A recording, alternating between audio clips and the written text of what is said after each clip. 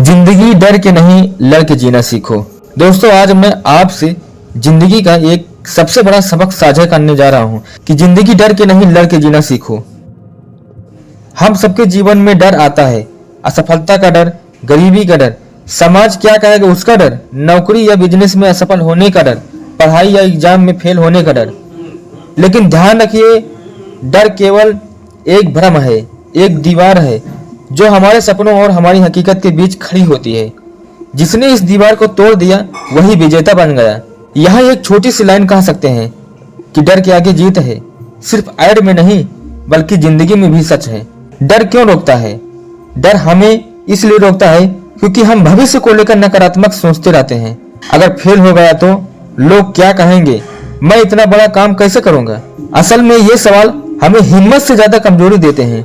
डर का मतलब ही है फेल एविडेंस अपीयरिंग रियल, ऐसी चीज जो सच में नहीं है पर हमें सच लगती है। थॉमस एडिसन ने बल्ब बनाने के लिए 1000 बार असफलता झेली। अगर डर जाते तो दुनिया अंधेरे में रहती।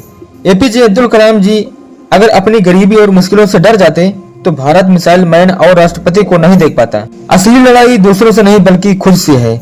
हमारा आलस्य, हमारी नकारात्मक सोच, हमारा डर, ये सबसे बड़े दुश्मन हैं। अगर इनसे जीत गए तो दुनिया की कोई ताकत आपको रोक नहीं सकती। जब आप अपने डर का सामना करते हैं तो डर छोटा हो जाता है। आप श्रोताओं से सवाल पूछ सकते हैं, क्या आपने कभी देखा है कि जब आप स्टेज पर पहली बार जाते हैं तो बहुत डर लगता है, लेकिन 5 मिनट बाद वही डर खत्म हो जाता है।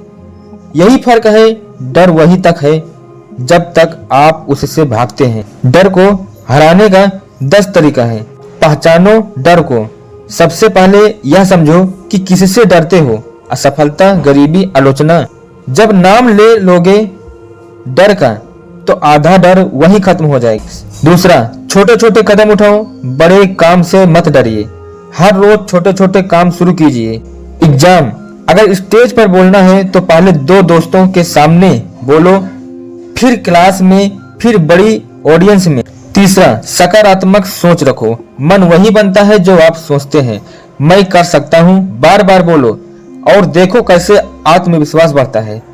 चौथा, असफलता को स्वीकार करो, हारने से मत डरो।